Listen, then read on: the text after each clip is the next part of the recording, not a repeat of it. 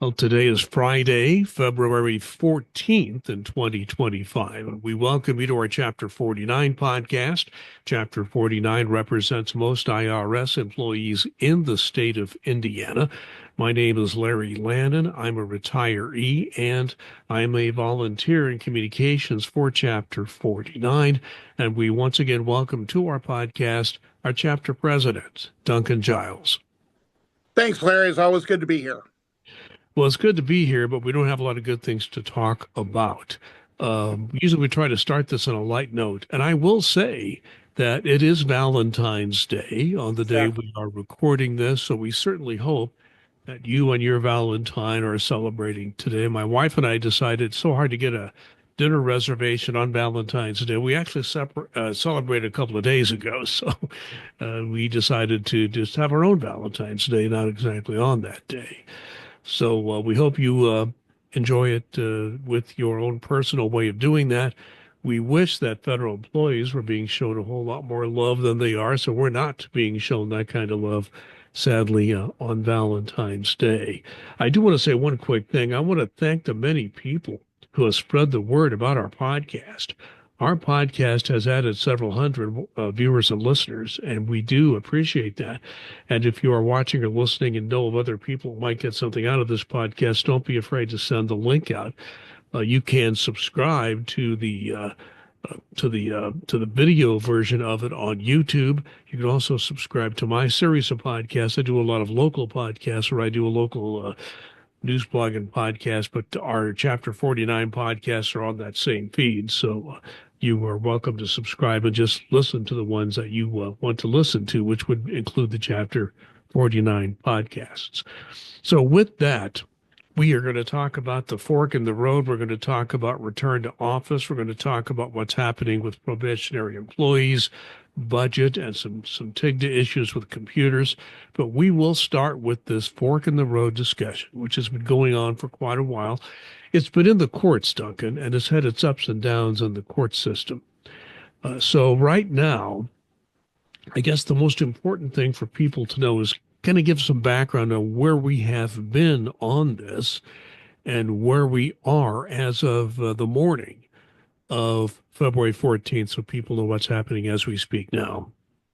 Yeah, first off, I do want to say a very happy Valentine's Day to my rock, my wife Kim, who's absolutely awesome. So I didn't want to be remiss and not say that. Yeah, this fork in the road has had many hills and valleys on this freaking road.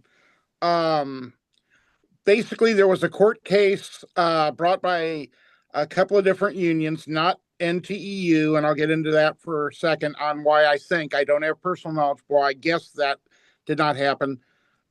Basically, they said that they felt that this was could be harmful to employees, shouldn't be done, things of that nature.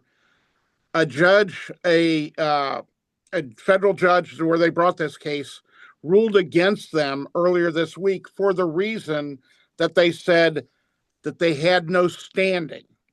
And people are going, well, they're union, they're representing these people, they should have standing. Understandably so, but I think what our national folks realized was, until there's harm to employees, there is no standing to basically bring something on behalf of employees. So I understand what those unions were trying to do and appreciate it, but I don't think it was quite the right way to go about it, just because there literally has not been harm to employees.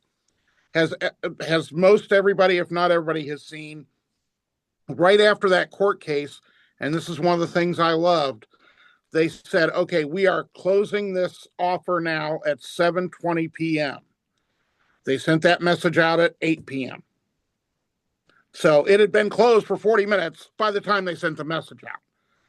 But there had been plenty of opportunities for folks to have done it if they were going to do it. And again, the only people that I would say national offices said, if you were thinking that you were going to be, have issues or something of that nature, probationary employees, things like that, and we'll get more into that later on, you may consider that. Or if you're considering, and this is my phrasing, this is not NTU National, this is my phrasing and my thoughts on this.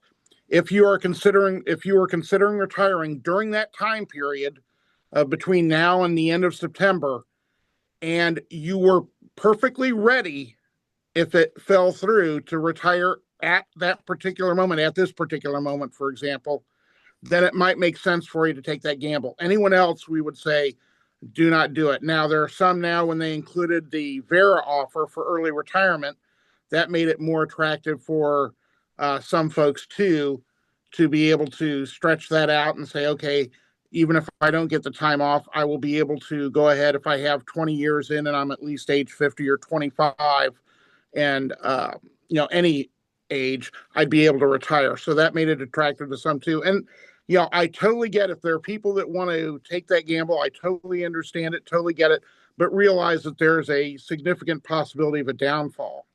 Now, some of the other interesting information that I've learned, you've heard these numbers bandied about how many people have taken this offer.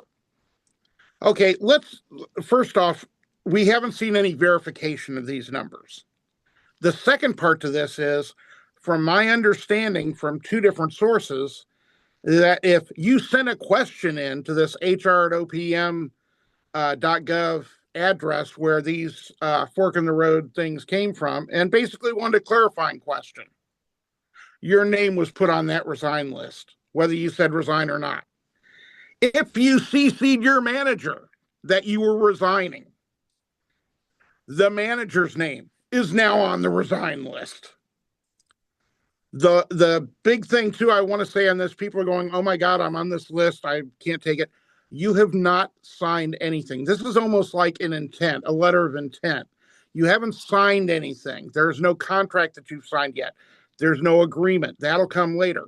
So basically people are saying, okay, if I've signed this or done it, I don't have any choice. Like the managers who were CC'd on this. Oh my God, they're going to make me resign even though I didn't put in for it. No. You have to sign an agreement for this to be valid. They have not sent out the agreements to, I haven't heard of anybody seeing anything more than a draft agreement. Certainly have not heard about it in the IRS.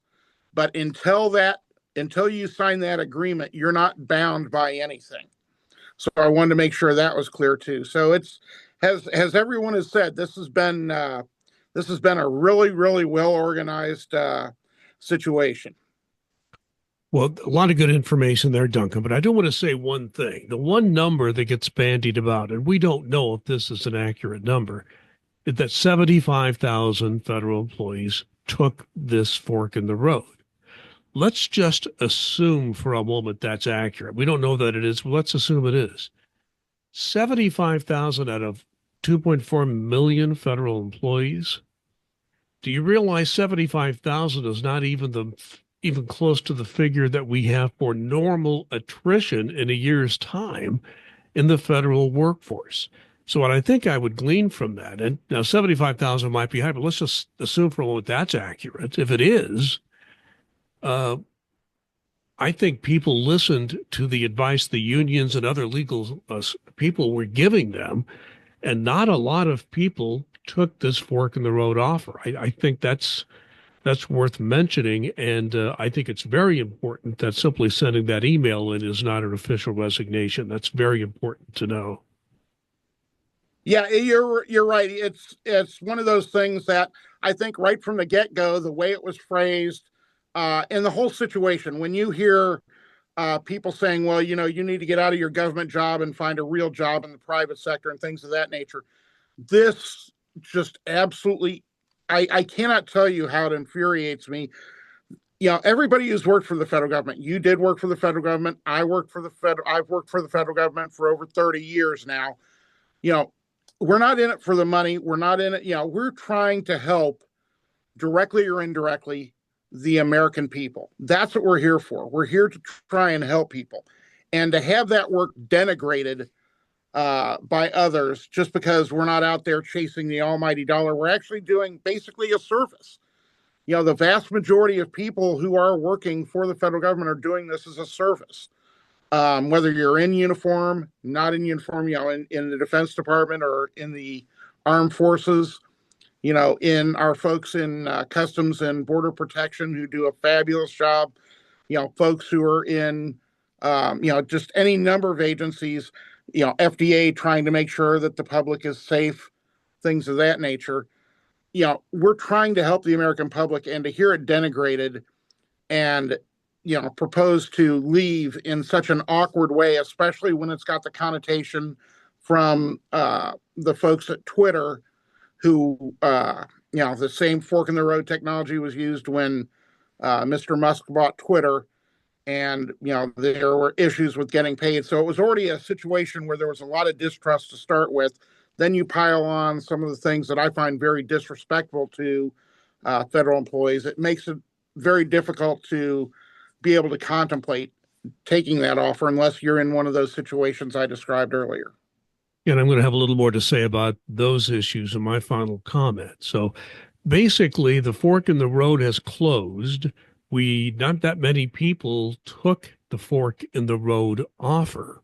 And we're going to talk more about probationary employees and reductions in force and that in just a moment. But before we do that, let's talk about telework. Returning to the office. Now, we went to return to the office when we went off of weather and safety leave during the pandemic, but our contracts with all agencies have some form of telework. In the IRS, you still come into work physically in the office 2 days every pay period, or 2 days over a 2-week period. Well, now we're getting all kinds of return to office orders that are being issued out of the White House, out of the Office of Personnel Management. And the disturbing part of this, Duncan, is that it appears that the people working directly for the president are saying that they want to disregard all the union contracts. We clearly have a different view of that. So we're seeing a lot. We've seen something happen already at the Environmental Protection Agency, where NTU does represent a portion of those employees, where we're going to have a fight on our hands there. We don't have the official word on IRS, but we're just waiting for that to happen, because generally the White House seems to be saying that they want to just ignore union contracts. So there's a lot being said. We're posting a lot of this information on our Facebook page, which is at NTU Chapter 49 Indiana, if you want to look at it on Facebook. But we are trying to let people know what's happening at other agencies. We're waiting for the shoe to drop at IRS. So I'd like your thoughts, your views on what you are watching in terms of return to office as it's happening throughout the federal government, and particularly what may be coming at the IRS. Yeah, this is one of those arguments I find extremely interesting, not from a legal standpoint, but just even from a logical standpoint. Basically, the administration's position is, well, the right to telework, it's a management right that will allow you or not to allow you to do that. Okay.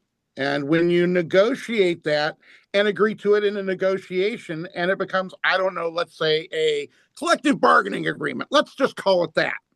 That is a legal binding document. Management has agreed to.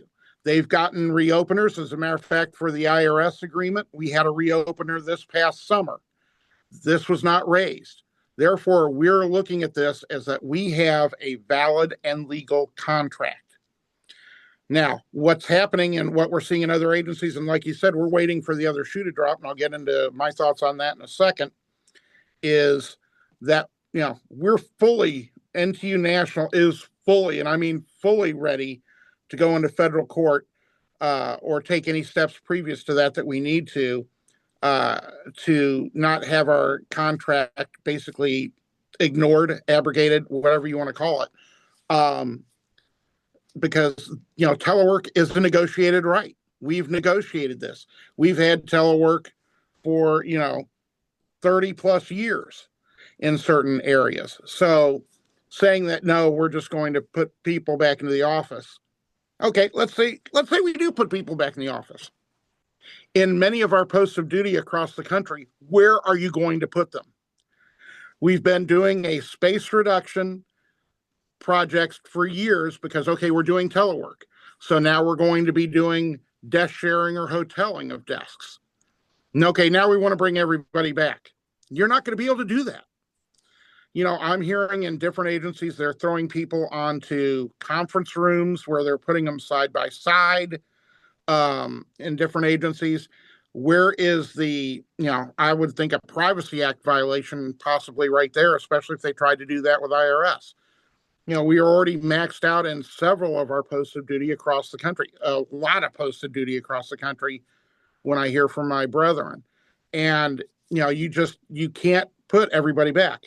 The rumors I'm hearing are that they're going to do this in a couple of tiered ways. First off, if you have a desk already, if you haven't been forced to desk share or hotel or something like that, and you already have a set desk, which is not many posted duties across the country, then that's going to be fairly quickly.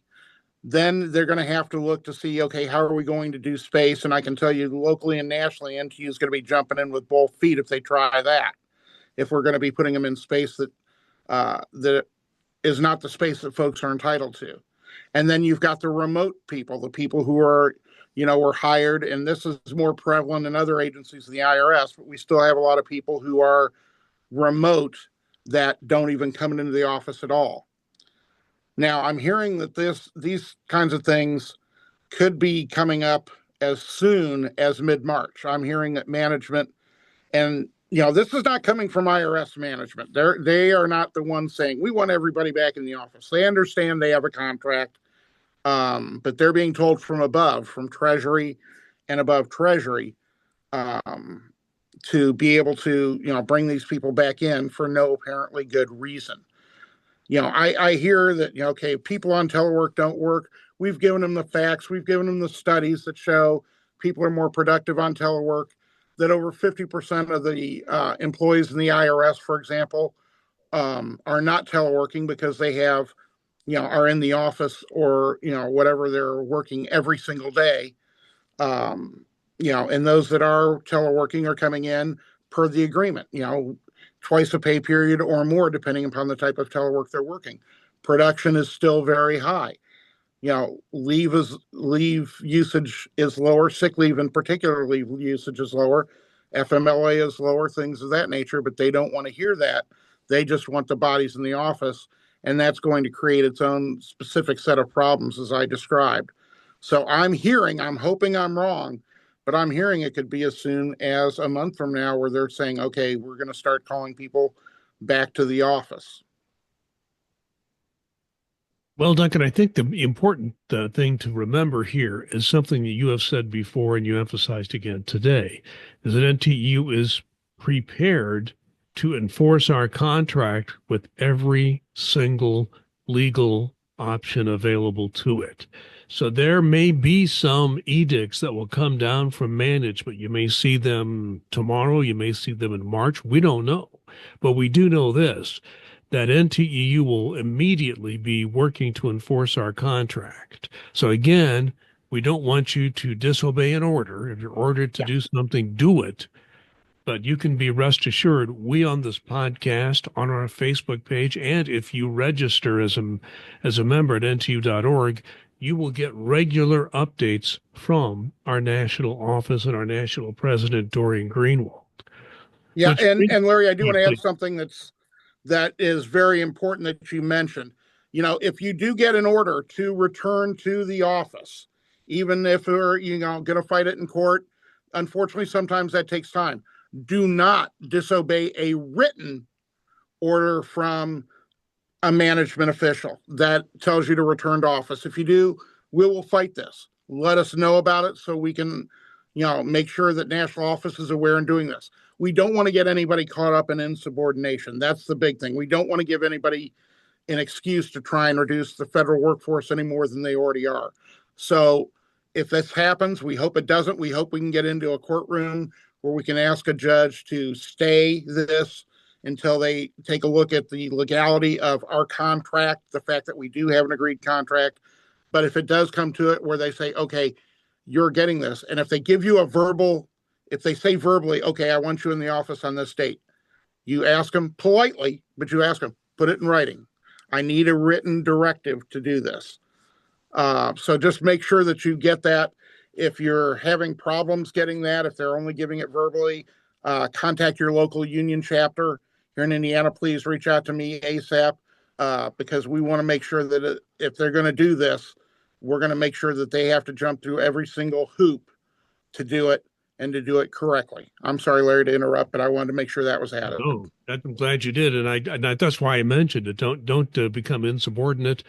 Have questions. Talk to your local chapter. Talk to whomever's in your particular local area. In Indiana, Duncan or one of his people, stewards or officers. But it's very important that you follow written orders, and politely asking for it in writing if it's verbal is perfectly reasonable. We believe under Title V of the United States Code that our contract is legally enforceable, and we will enforce it with whatever legal avenues are available to us. And if you do subscribe to NTEU's email updates, or you check our Facebook page, you already know that. And also, Darren Greenwald, our national president, on this podcast recently talked about probationary employees. What's happening now with probationary employees is that they are now, as we understand it, and this just broke the night before Duncan and I are talking, that there is now a move by the White House and the Office of Personnel Management to basically fire all probationary employees for no better reason than they have fewer rights than people who are not probationary or career conditional, if you want to put it that way in the legal sense. So here we have these probationary employees, which are critical. I look at the Forest Service, they're going to lose 2,500 people. Do you know how long it takes to become an air traffic controller? A lot of these new controllers are probationary, and they're going to be fired. And IRS, there are thousands of people. We're going to lose people for tax filing season, to process tax returns, to answer phone calls because they're new. We've spent a lot of money to train these people. So that's just the beginning of the discussion. So even though probationary employees have fewer rights than those who are career conditional, they have some. I know NTEU is going to look at this very carefully and do what we can for the probationary employees, knowing it is a more difficult hill to climb. But Duncan, kind of explain from your point of view just what this firing of probationary employees is doing for the entire federal government, and particularly at IRS. Yeah, it's just, it's nuts, to be honest with you. It's absolutely nuts just to get to some abstract number. Probationary employees overall, not everyone, but overall, you're bringing in younger blood, you're bringing in newer blood, newer ideas, things of that nature, because our workforce is very seasoned.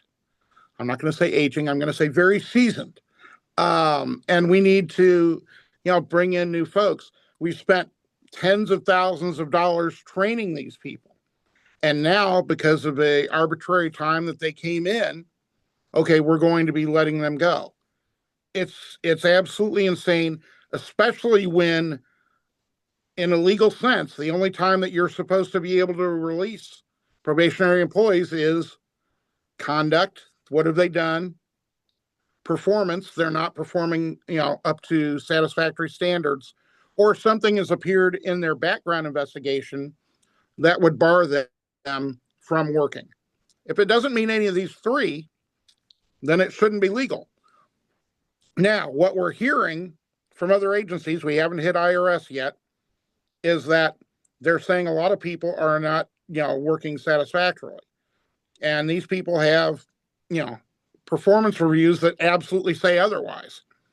So NTU, for the ones that we represent, are working with our national field reps, national NTU office, to be able to do what we can for them, whether it's helping them with, Merit System Protection Board, wherever the appeals can go for those folks, to show that this is very unjust.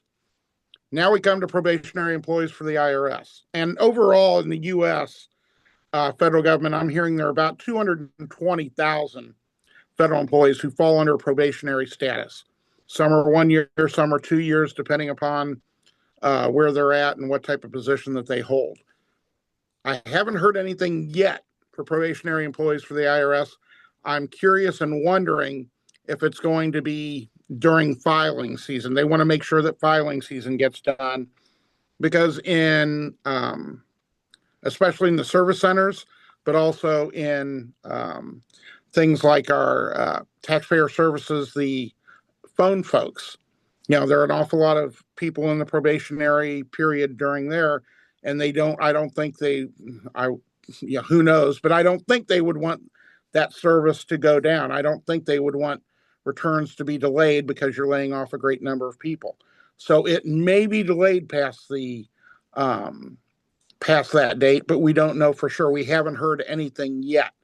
But as you indicated earlier on other issues, NTU National is prepared to do everything that we can for probationary employees, especially who are just capriciously let go with no basis to the job that they're doing. It's a heart-wrenching situation because many people have moved their families, moved themselves, left other paying jobs because they want to serve the American public. And then through no fault of their own whatsoever, they're going to be thrown out of a job. And that I can't believe is also not really going to help the American economy. So Well, I can't see a win.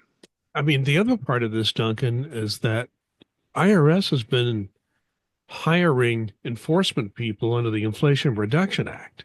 Some of these people can very well be ensnared in this. Absolutely. Yeah, we're not sure how it's going to be, when it's going to be, who it's going to be. Originally, we were hearing it's going to be everybody. Then we were hearing that, okay, we want you to let go of the people who are not performing well or who are not a good fit for the position they're in. And then it swayed back again to, okay, we're letting just about everybody go. It just depends on the agency as to how many people they are letting go. And unfortunately, IRS is a big, big target for them, just because we're not the most popular agency around. So I fear what could happen to our folks who are in a probationary period. And Duncan, you and I have dealt with this for years, that if they say, well, the probationary employees will be let go if they're not performing correctly, you and I have represented a number of probationary employees. And if, to be honest with you, if that's the criterion, nothing would change. Because in my experience, the only time probationary employees are let go is if there really is an indication they can't do the job, because there is such an investment in these people already.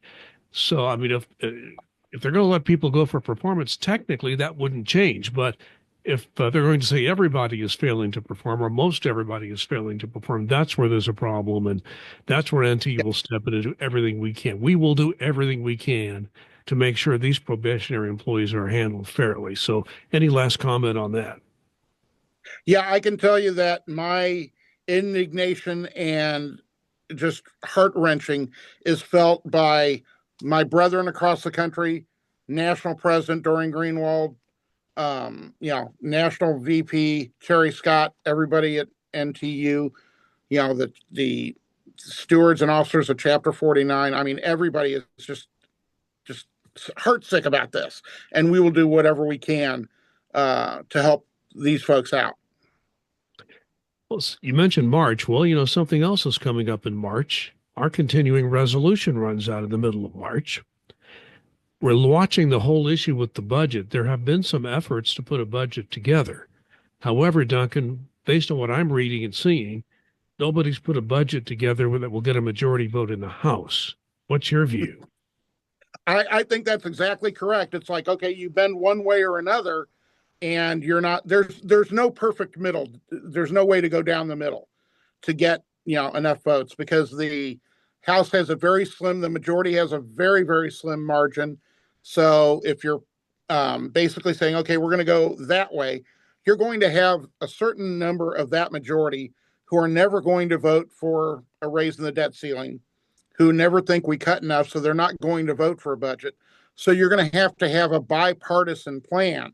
And right now, I'm not seeing any bipartisan plans come out that would, like you said, would get enough votes to pass the House and the Senate, much less be possibly approved by the president.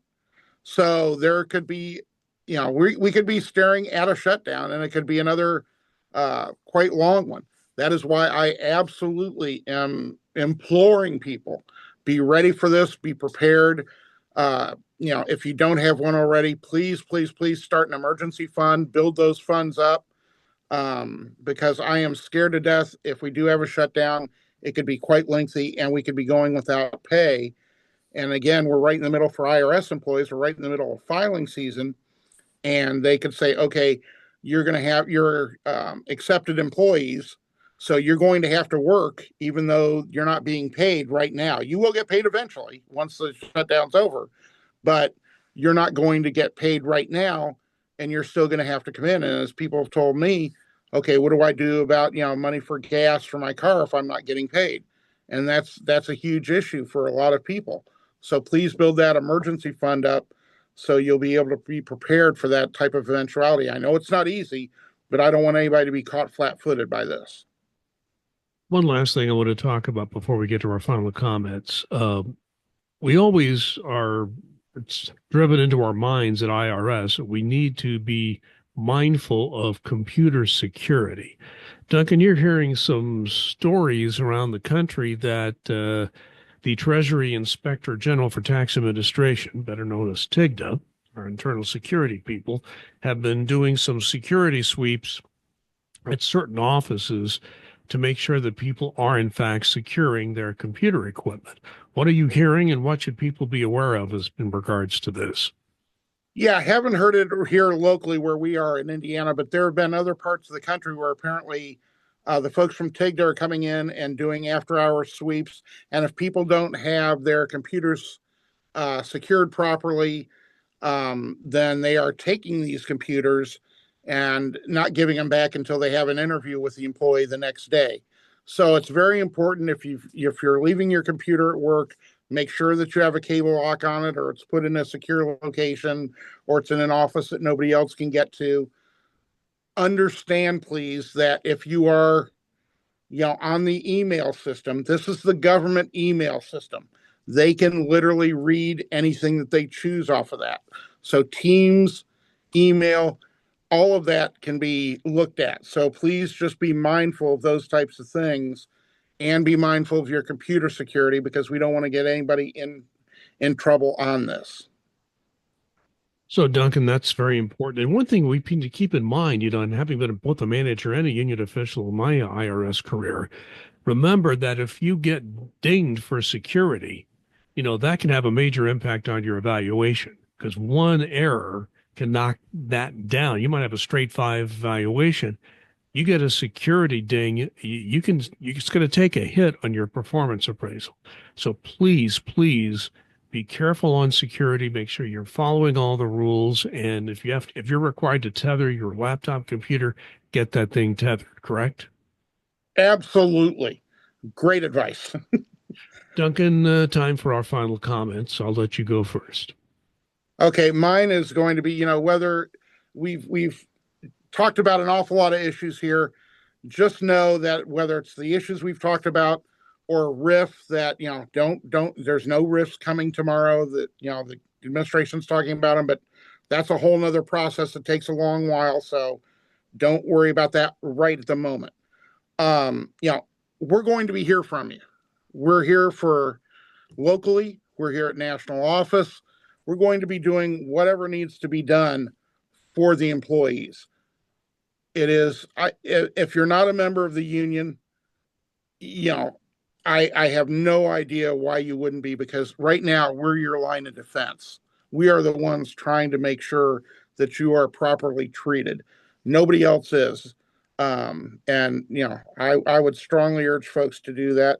If you're a management official, non-bargaining, that is listening or watching to this, you can absolutely, if you want to support us, you can absolutely pay cash dues as well. So we want to make sure that people are supporting what we're doing, because it's going to be a lot of fights and it could be long fights. But we want you to know we're here for you, and we want you to be here with us. Tucker, that's so true. And yeah, that reduction in force. I actually took a course on reductions in force many years ago when IRS thought they were going to go through one, and then we ended up not going through one. But that is an almost incomprehensible process, RIF. Uh, I don't think the administration or really anybody, when they talk about doing a RIF, knows what that's going to entail. And you have a lot of rights in a RIF. So, and NT will be right there with you if it's not done correctly. We'll make sure it is done correctly. Here's my final comment. I have a long family history with civil service, military service. A lot of my relatives spent time in the military and civil service. My father worked as a civilian in the Defense Department almost his entire working life. And I spent 28 years as a federal civil servant. And the one thing I learned, and I had a lot of, thoughts about what civil service was like, and when I got into it and I started working, I completely changed my view. The fact that there are so many hardworking people that care about the work they do. This idea that we're a bunch of lazy people that just don't really care about our jobs is absolutely untrue. I've worked in the private sector for 15 years before I went to work for government. I can compare the two. We had more lackluster people in the private sector than I found in the government sector. Just my personal experience. Remember, the American civil service is the envy of the world. And if you don't believe me, read people like Thomas Friedman, a columnist for the New York Times who has traveled the world. He covers world affairs as a columnist and has covered, international affairs for the New York Times for a very long time. He has traveled the world. He has seen how other nations organize themselves.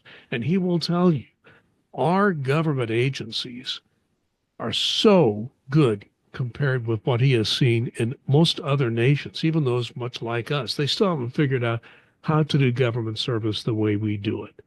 I mean, not that we're perfect. Nobody's perfect. I mean, there's always room for improvement, but I must tell you, our system is one of the best in the world. We are the envy of the world in our civil service.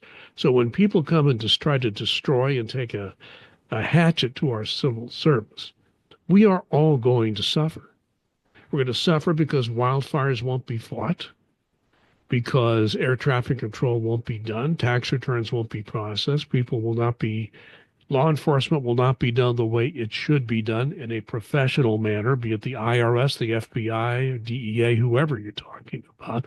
You start just taking people and just cutting them away. It will take years to bring those agencies and those operations back up to where they were before. There is a major cost to all of us when this sort of thing happens. So my point is the civil service is worth reserving. And we at NTEU understand that as well as anybody. And we are going to do everything we can to protect the American civil service, the people who work hard every day to make this country great and make our system of government one of the best in the world. So that's what I have. I've said it before, and I just feel like I had to say it again. It was once again needed to be said at this particular point in time. Duncan Giles, thank you very much, and thank you for watching and listening to our Chapter 49 podcast. We appreciate it. Again, if you think this was a good podcast, either the audio or video version, and you think others would get something out of it, send the link, let people know. We'll be more than happy to have you. We've had a big jump in the number of people who are watching and listening. We appreciate that. And Duncan and I will continue to work hard to provide something of value to you as we continue this fight for every federal employee, particularly those at the IRS where Duncan is still working and where I worked for 28 years. So with that in mind, thank you again for being with us. Please be safe and be kind.